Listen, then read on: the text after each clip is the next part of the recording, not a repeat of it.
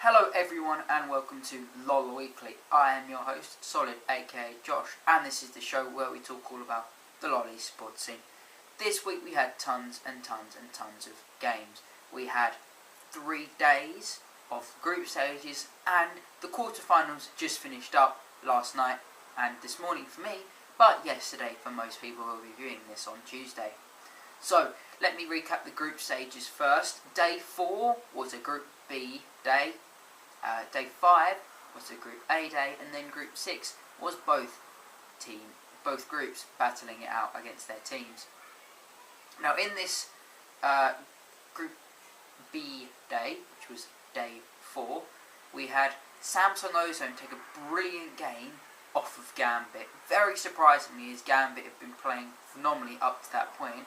And then Samsung losing to Fnatic, putting Fnatic just slightly in that lead in that Group B.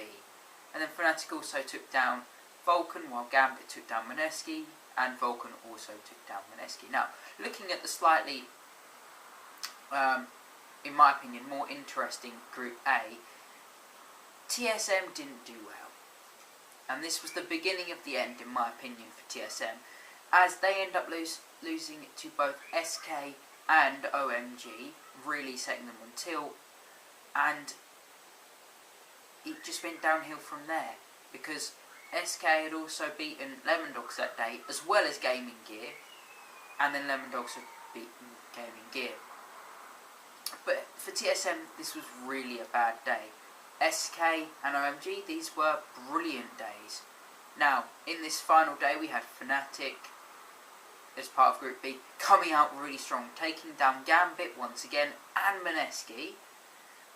Samsung Ozone actually playing very well. They took down Vulcan and Mineski, putting them just tied for that second place position, but Gambit were just able to sneak ahead with their win against Vulcan by 1 win.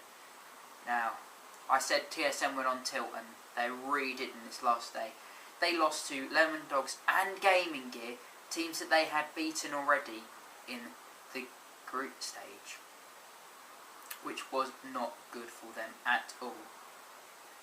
And then we had SK just go undefeated, and OMG play their last game against Lemon Dogs and win, putting Gambit and Fnatic through from Group B, both European teams, and OMG and SK Telecom through from Group A.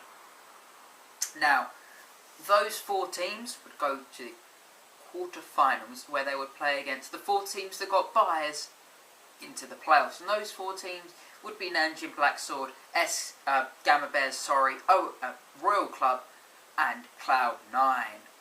Those teams would then be paired up, and they were paired up live on stage for everyone to see, and it was pretty awesome, I can't deny. But all of these teams were paired up for the quarterfinal matches, and it ended up being Cloud9 versus Fnatic, Gambit versus Nanjing Black Sword, Gamma Bears versus SK, and OMG versus Royal Club. Now, surprisingly to a lot of fans, including myself, Fnatic just beat Cloud9 quite easily, honestly. It was a 2-1 win, so, it's not terrible. It could have been a lot worse for Cloud9. But Fnatic just looked so strong that there really wasn't a lot of contesting from Cloud9, honestly. And then the game after that was Gambit versus Nanjing Black Sword, and even more to my surprise, we had Gambit, who had performed brilliantly, got that number 2 spot in Group B after fending off Samsung Ozone. Really well played, but they actually lost 2-1 to Nanjing Black Sword, who haven't been seen competitively for a very long time after they got knocked out quite recently. Well, not recently, but quite a while ago. Royal Club would then go on to 2-0 OMG, who went almost undefeated in Group A, playing phenomenally on top of their game, then get beaten by Royal Club. So Royal Club are definitely a favourite to look at right now.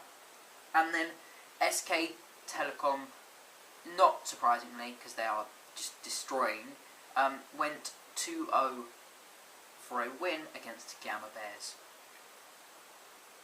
So this means that in the semi-finals we will have SK Telecom versus Nanjing Black Sword. My money is on SK Telecom, honestly. And the Royal Club versus Fnatic. My money is on Royal Club because they are bloody amazing and they took down OMG with ease. I mean, the way they turned on OMG in both of those games was insane because both of the games started off pretty even, but Royal Club just hit a switch and they were destroying OMG. It was insane. So I would definitely recommend catching both of those games if you can, and then the winners of those games will play in the finals of Worlds, which will be amazing. Honestly, guys, it will be brilliant to have another Worlds, and then Season 4 will be starting up very soon, and don't worry, I'll be here to give you all of that coverage. So, I will see you all next time. Thank you for watching. Goodbye.